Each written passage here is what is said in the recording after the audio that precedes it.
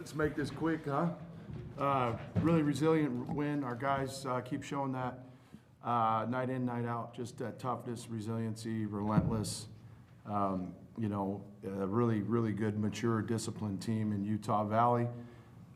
Pretty much did what they wanted until the game was on the line, and then our guys closed the door. Big free throws, big stops. So great win for the Beavs. Wayne, big turnaround from just the resiliency, first half to second half, a big change. Big locker room conversation. Yeah, I mean, it would be a real matter of fact. There was no fire and brimstone or anything like that. Just we got selfish with the ball, took some bad shots, dribbled into trouble, turned it over. Didn't follow the plan on number 5, Toulson, gave him some threes. So it was more just getting guys back on page. We've learned enough lessons here. When the ball sticks, we struggle offensively. When we move it, when we execute plays, that was the difference in the second half. We did that really well last week. And when our guys buy into that and we execute, we've got a great inside-out, balance with this group. And guys were taking turns scoring in the basket. Tyler in the first half, Mike and Casey at the second half, and then finally we popped some threes in, which is nice. For Jordan and Tyler, do you guys enjoy this nip and tuck game in the second half and putting your guys in a position where you have to make plays because you've been doing it every game at home? Go first.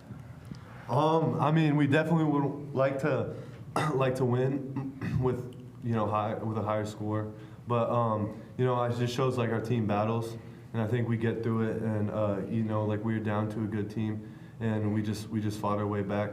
Like Coach O was sharing the ball and multiple guys scoring. So I'd say not really knowing that the teams that we have been coming down to the wire to, I feel like we should have put them away early.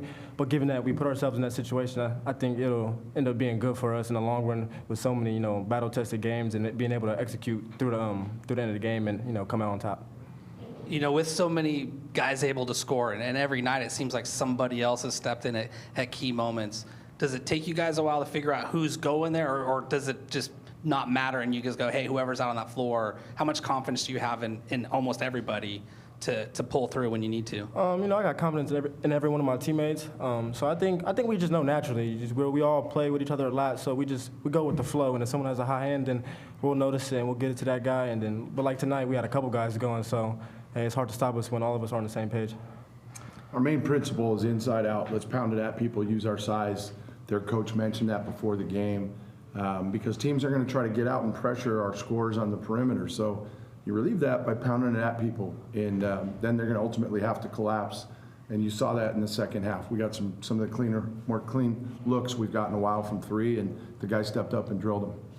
Obviously, it's a long season now. You've had a couple of days since your last game. You got another week until you play again.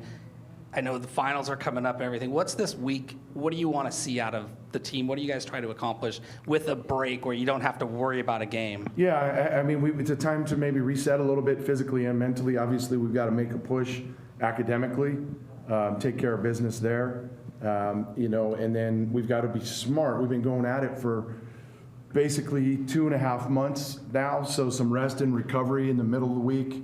And then really make a push on the latter part of the week in our prep for our next opponent.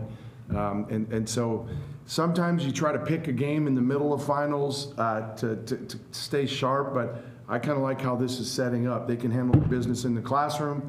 We'll give them a couple of days in the middle of the week to really get fresh, and then clear the mechanism as we get closer to the weekend and prepare for our next opponent, and try to keep the momentum going. Coach, just one question. I wanted to ask you, what did you do differently in the second half on Toulson? He had 14 points. We challenged our guys' manhood a little bit at halftime to guard them. Yeah. We were losing them in zone. We were giving them too much room coming off their actions, and so we just said we've guarded really good scorers in the past and shut them out. Let's take the challenge. And guys took turns. And then I think they got a little bit of momentum going there in the second half. We went zone, and our guys have gotten so active and are talking, and I think that kind of put the brakes on them a little bit, and they got out of a rhythm and allowed us, other than when we made a couple of mistakes, there, gave him that 3 at the end. But I think a combination of those things did it. But he's a hell of a player. I played with his dad. You know, his dad was a shooter like that too, and it's kind of funny to look back and see, you know, the son of one of your former teammates out there lighting it up. But the guys, give them credit for clamping on him the second half. Thanks. Go Beavs. Go Beavs, go Beavs, go Beavs. Over there. No.